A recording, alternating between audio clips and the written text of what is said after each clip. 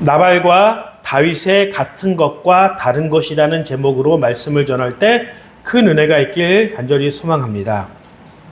보통 누군가와 싸우고 전쟁이 일어날 때 상대편이 얼마만큼 강하고 그것이 위협적인가는 그래도 좀 이해하고 받아들일 영역이 있습니다. 그런데 그런 어려운 상황에서 같은 편이 한 마음을 품고 있느냐, 아니면은 서로 다른 마음과 서로 경쟁하는 마음이 있느냐에 따라서 그 어려움을 이겨내고 그 어려움을 극복하는 일에 대해서는 매우 큰 차이가 일어납니다. 당나라가 고구려를 침략했을 때 그 고구려가 평양성이 그렇게 쉽게 함락이 된 것은 당나라가 여러 가지 강력한 군대를 이끌고 왔는 것도 포함이 되지만 아주 천연적인 요새인 그 평양성이 쉽게 함락이 됐던 것은 그 평양성 안에 있는 그 세력들이 서로 같이 힘을 합쳐서 싸워야 되느냐, 아니면 당나라에 항복하느냐에 대해서 많은 불일치가 있었고, 그래서 안에서 성문을 열어주었기 때문에 쉽게 고구려가 멸망할 수 있었습니다. 그래서 한 세력 가운데 힘을 합하고 마음을 합하고 한 뜻으로 가는 것은 매우 중요한 일입니다. 오늘 읽은 본문은 다윗도 유다 지파 사람이고 나발이라고 불리워지는 그 사람도 유다 지파 사람입니다. 이 유다 지파 사람들 가운데서 어떤 일이 벌어졌으며 서로를 바라보는 그 안목이 어떤 상황인지 자세히 들여다보면 아주 유익하고 좋은 정보들을 얻을 수 있습니다. 같은 지파 사람들이지만 더 이상 다윗은 자기가 살고 있었던 엔게디 광야에 머물 수 없었던 것으로 결정 내립니다. 왜냐하면 그와 함께 있었던 10 사람들이 다윗을 밀고 하였고 더 이상 이 엔게디 광야는 그렇게 안전한 곳으로 그렇게 받아들이지 못해서 이 엔게디 광야보다 훨씬 더 삭막하고 훨씬 더 남부 지역으로 내려올 수밖에 없었던 바란 광야라고 하는 그곳으로 이동하게 됩니다. 이 바란 광야는 큰 나무도 없어요. 물도 없어요. 그래서 다른 민족이나 다른 적군도 이 바란 광야를 통과해서는 이스라엘을 공격할 수 없을 정도로 척박한 땅이에요. 사진을 보면은 이것이 바로 바란 광야예요. 나무가 있었던 곳도 없고, 나무가 커서 그늘이나 쉽게 물을 찾거나 음식을 쉽게 찾을 수 있는 것도 없습니다. 섭씨 40도 이상, 50도까지 올라가는 그 기온 가운데 머무르기 매우 힘든 그 지역으로 이 다윗이 바란 광야로 길을 떠나게 됩니다. 그래서 쉽게 먹을 것도 구할 수 없고 쉽게 음식물이나 물도 구할 수 없어서 다윗의 생존 전략은 뭔가 다른 나라를 공격하고 다른 상인들을 공격해서 얻기보다 아마 그렇게 했을 경우에는 누구를 공격했으니까 사울에게 공격했다는 소문이 들러가고 사울이 공격해 들어올 수 있기 때문에 아마도 자기 같은 지파였던 유다 지파 사람들을 돕고 또 그들에게 필요를 제공함으로 그들에게 얻어지는 호의, 음식물, 물을 통해서 근근하게 살아가는 전략을 세웠던 것으로 볼 수 있습니다. 그래서 오늘 본문에 보면은 다윗과 함께 했던 그 사람들이 나발이 그렇게 치고 있던 양들과 염소들을 함께 돌보아 주었던 것을 볼 수 있습니다. 그래서 그렇게 함께 돌보아 주었을 때 양의 털을 깎는 시간이 다가왔어요. 지금이야 뭐 양고기 얼마나 맛있어요. 뭐 양갈비는 최고의 음식으로 여겨지는데 그 당시에 고기를 먹을 수 있다는 것은 매우 드문 경우예요. 뭐 제사를 지낼 때 화목제를 지냈을 경우 그것은 이제 사람들이 같이 모여서 고기를 먹을 수 있는 유일한 기회예요. 뭐 부자들이야 자기 양이나 염소를 언제든지 잡아 먹을 수 있기 때문에 부자들은 제외하고 일반 사람들이 양을 먹을 수 있는 것은 극히 드뭅니다. 이 양이라는 것은 젖을 짜서 치즈를 만들고 그 치즈를 빵과 아니면 곡식을 볶아서 먹는 것으로서 함께 먹음으로 그 당시에 유일한 단백질을 먹을 수 있는 그 방식을 제공해 줍니다. 그리고 털을 깎아서 옷을 만들어서 그것을 다른 사람들에게 팔게 됐는데 이와 같이 양을 키우는 사람들에게 양의 털을 깎는다는 것은 우리가 농사를 지을 때 추수를 하고 그 추수를 기념하기 위해서 축제를 지내고 추석이라는 절기를 지내고 축제를 벌이는 것처럼 양의 털을 깎는다는 것은 그런 축제와 같이 기뻐하고 이제까지 양들을 키우기 위해서 했던 그 수고와 그 도우러 왔던 사람들을 먹이기 위해서 잔치를 벌이고 많은 음식을 준비합니다. 그러기에 양의 탈을 깎는다는 것은 거기에는 많은 음식이 준비됐다는 거예요. 그래서 다윗이 그 소리를 듣고 나발에게 자기와 함께한 사람들, 젊은이들, 힘을 쓸 수 있는 사람들을 10명 정도 보냅니다. 보내면서 설명합니다. 나발이 모를 수 있기 때문에. 우리가 열심히 당신의 그 양과 염소를 잘 지킬 수 있도록 도와주었습니다. 한 마리도 잃어버리지 않았습니다.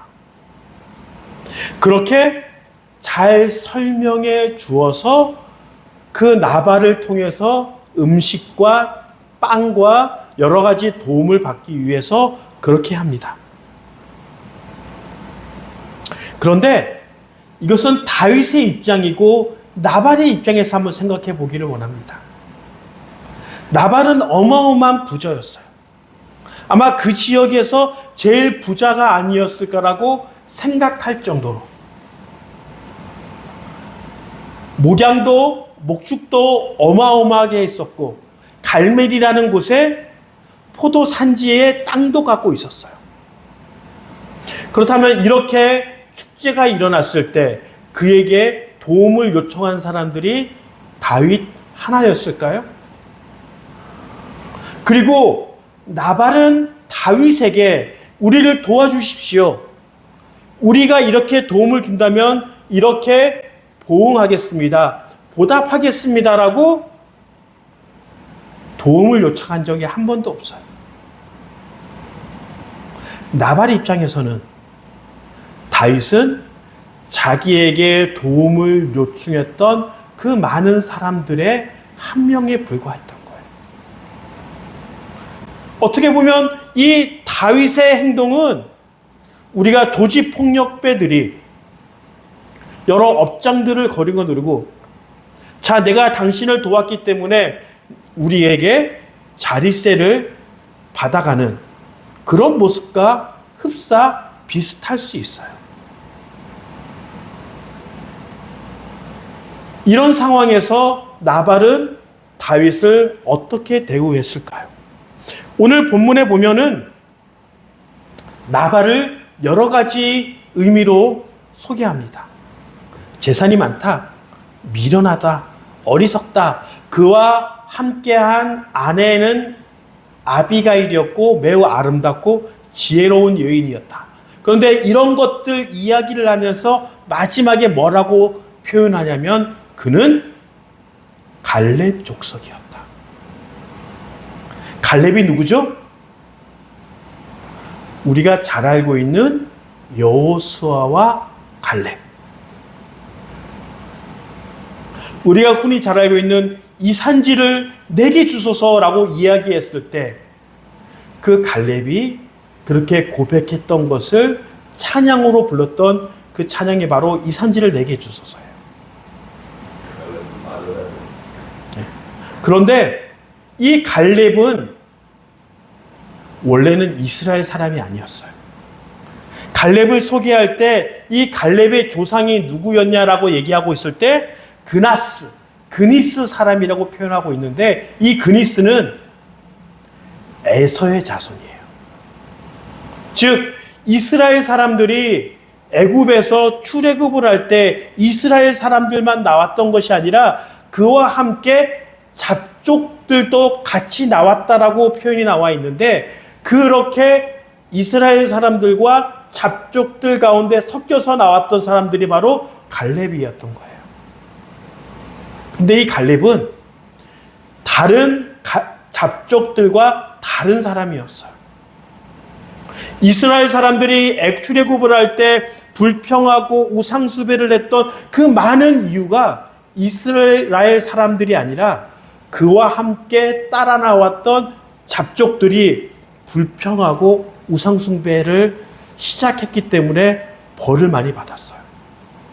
그런데 이 갈렙은 그렇게 다른 사람들처럼 우상숭배하지 않았어요. 철저하게 하나님을 신뢰하고 하나님을 따랐으며 그렇게 따랐던 그의 믿음과 그의 노력과 헌신이 인정됐기 때문에 가데스 바네아에 도착해서 이제 이스라엘 땅을 정탐하러 갔을 때 12명의 정탐꾼을 보냅니다. 이 12명의 정탐꾼은 각 지파에 청년 지도자들을 한 명 선발하는 것이에요. 그런데 이 유다 지파를 대표해서 누가 나온 거예요? 갈렙이 나온 거예요. 이미 그는 이방 족속, 잡족들 가운데 한 사람이 아니라 유다 지파 그 가운데서도 지도자급으로 인정받을 만큼 사람들로부터 그의 신앙과 그의 헌신을 인정받았다라고 볼 수 있습니다. 그런데 그 갈렙, 나발은 갈렙의 후손이에요. 아마도 그렇게 많은 재산을 갖고 있었다는 것은 그 갈렙의 정통성을 이어가고 있는 가족들 가운데 하나가 아니었을까라고 추정되어집니다. 그런데 다윗은 어떤 조상을 갖고 있었을까요? 다윗의 조상들을 이야기할 때 가장 유명한 것이 누굽니까? 보아스와 룻을 이야기합니다. 그래서 룻기가 나오죠. 그 룻기는 그 보아스와 룻이 어떻게 결혼을 했는지 잘 나옵니다. 그런데 그 룻기에서 보아스를 설명할 때 그 보아스는 매우 유명한 사람이라고 나옵니다. 그래서 그 한국 사람들은 유명한 사람을 이야기할 때 어떻게 표현하냐면 유명하다. 그렇기 때문에 보아스는 부자였을 것이라고 얘기합니다. 그런데 아마도 제가 추측하기로는 부자였기 때문에 유명한 것이 아니라 그 보아스의 어머니와 아버지가 매우 유명한 사람이었어요. 마태복음 1장 5절에 보면 살몬은 라합에게서 보아스를 낳았고 보아스는 룻에게서 오벳을 낳고 오벳은 이새를 낳고 이새는 다윗 왕을 낳았다. 즉 보아스의 아버지와 어머니의 이름이 뭐예요? 살몬과 라합이에요. 이 라합은 누구죠? 이스라엘 사람들이 출애굽이 끝나고 여리고성을 점령할 때 그 여리고성 안에서 이스라엘 사람들의 그 정탐꾼을 숨겨주고 그들에게 하나님을 인정했던 우리가 흔히 알고 있던 기색 라합이 바로 보아스의 어머니인 거예요. 그리고 그 라합은 유다 지파 사람이었던 살몬과 결혼했고 그 살몬이 유다 지파 사람이었기 때문에 유다 지파 사람들의 땅인 베들레헴에 정착하고 살았던 거예요. 그래서 사람들이 보아스를 볼 때는 보아스를 보는 것도 보아스를 인정한 것이 아니라 보아스를 볼 때마다 보아스의 어머니는 라합이었지. 그래서 유명하지 않았나라고 추정할 수 있습니다. 그리고 그 보아스의 아내는 누가 돼요? 룻이에요. 룻은 어느 나라, 어느 족속 사람이에요? 모압 지파 사람이에요. 즉 다윗의 증조모와 고조모는 여리고 사람과 모압 사람이었다는 거예요. 그리고 그렇게 넉넉하지 않은 베들레헴 지파 사람인 거예요. 즉 나발은 갈렙의 정통성을 갖고 있는 부자 사람이었으며 다윗은 어쩌면 그 갈렙과 비슷하게 그의 증조모와 고조모는 기생 라합이었고 룻이었지만 가난한 형편의 목자에 불과한 사람이었어요. 그런데 나발 입장에서는 다윗은 어떤 사람이었을까요? 어쩌면은 자기가 살고 있는 유지, 그 갈멜의 정통성을 갖고 있었던 그 사람. 그런데 이 다윗은 가난한 목동, 왕으로부터 쫓김받고 있는 상황. 그리고 이 다윗을 돕게 되면은 어쩌면 자기 자신도 어려움을 당하게 될 수 있는 가능성이 있기에 다윗을 돕는 것은 쉽지 않은 일이 될 수 있어요.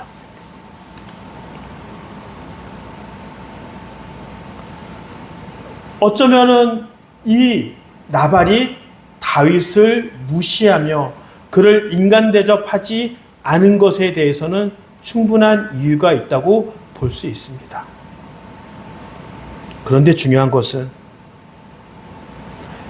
나발은 그의 시작은 위대했어요. 그의 가문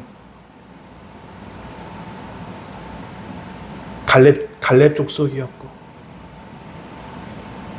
큰 부자였고 유지였어요. 다윗은 나발의 입장에서 보면은 형편없는 사람이었고 그를 도우면 그도 어려움을 당할 수 있는 상황에서 돕지 않는 것은 당연한 일처럼 여겨집니다.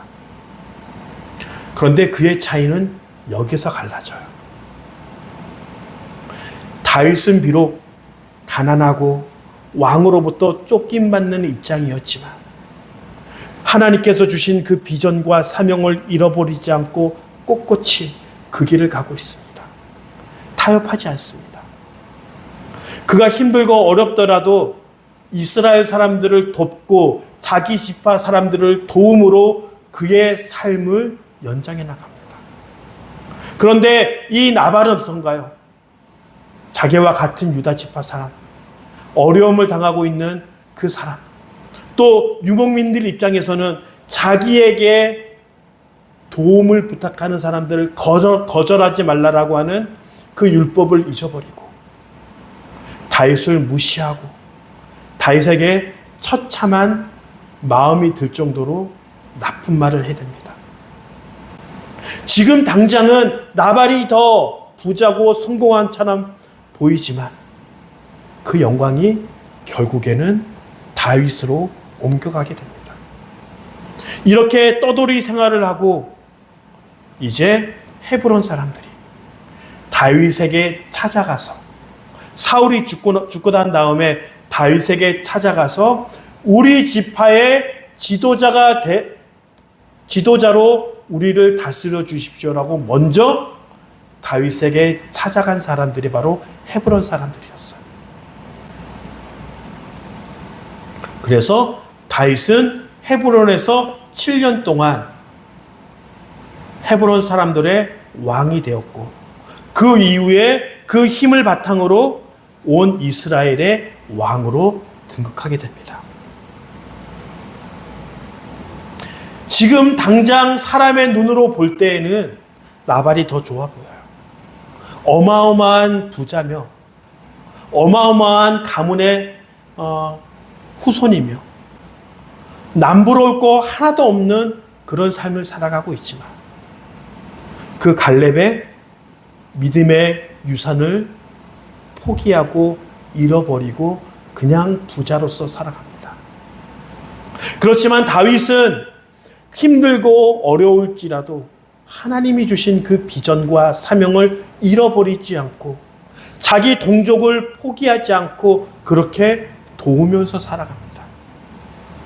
여기서 그 차이가 발생되어지고 그렇게 그의 인생이 바뀌게 됩니다. 한국 사회는 더 이상 사다리가 존재하지 않는다고 얘기합니다. 이 사다리라는 것은 계층을 뛰어넘을 수 있는, 개천에서 용이 일어날 수 없다라고 그렇게 평가되어지는 사회를 살아갑니다. 즉, 어떤 부모님 밑에서 태어났느냐가 그의 일생을 좌지우지한다라고 이야기합니다. 부모가 부자면, 강남에서 태어나면 좋은 대학과 좋은 직장에 또 좋은 인간관계로 성공이 보장된다라고 이야기합니다. 이렇게 모든 관점이 물질주의로 어디에서 태어났느냐가 중요하게 여기는 사회에서 오늘 다윗을 통해서 하나님께서 우리에게 말씀하시는 것은 태어난 것이다가 아니다. 얼만큼 우리가 하나님의 비전을 갖고 그 비전을 포기하지 않고 힘들고 어렵더라도 그 비전을 지키며 간직하며 살아가고 있느냐. 이것이 우리 인생을 좌지우지하게 될 것이다라고 우리에게 말씀하고 있습니다. 하나님이 주신 비전, 어쩌면 그것은 아무것도 아닐 수 있어요. 사람들이 보기에 뭐 비전이 있으나 없으나 별 차이 없어 라고 그렇게 여길 수 있어요. 그런데 다윗의 입장에서는 그 어렸을 때 하나님께서 사무엘을 통하여 기름 부으시고 안수한 것, 고작 그 하나 삶을 통하여 그 인생이 완전히 바뀌어가고 그렇게 만들어져가는 것을 볼 수 있다면, 우리 인생에서는 지금 당장 어떻게 태어났느냐, 어떻게 우리의 재정과 우리의 건강이 있느냐가 중요한 것이 아니라 정말 중요한 것은 우리에게 주신 하나님의 비전이 있느냐, 그 비전대로 우리가 살아가고 있느냐가 그 어떤 가치보다, 그 어떤 건강과 그 어떠한 재물보다 하나님이 주신 비전과 마음과 그 마음이 더 중요하다고 우리에게 말해주고 있는 것입니다. 그러기에 하나님이 주신 비전은 우리의 생명입니다. 우리의 모든 것입니다. 삶을 살다 보면 우리의 재정이 모든 것이고 우리의 돈이 모든 것이며 우리의 관계가, 우리의 권력이 모든 것처럼 보일 때가 많이 있습니다. 그러나 다윗에게는 어느 밤 사무엘이 찾아와서 그냥 단순하게 한번 기름 부었던 그 기름 부음이 그 인생을 완전히 바꿔놓을 만한 위대한 동기부였다는 거예요. 어떻게 보면 아무것도 아닐 만한 그 삶이, 그 행동이 그것을 부여잡고 갔을 때 그 인생이 가난한 목동에서 왕으로서 왕이 되어질 만한 위대한 삶으로 바뀌게 됐다는 거예요. 그러기에 우리는 하나님이 주신 비전, 하나님이 우리에게 하신 말씀, 그것을 부여잡고 그렇게 열심히 살아가는 것이 우리에게 진정한, 우리에게 필요한 삶임을 기억하며 하나님이 다시 부르실 때 내가 그 비전을, 그 말씀을 부여잡고 살겠습니다. 그렇게 고백하며 그렇게 말씀을, 그렇게 비전을 부여잡고 사는 삶이 되어지길 간절히 축원합니다.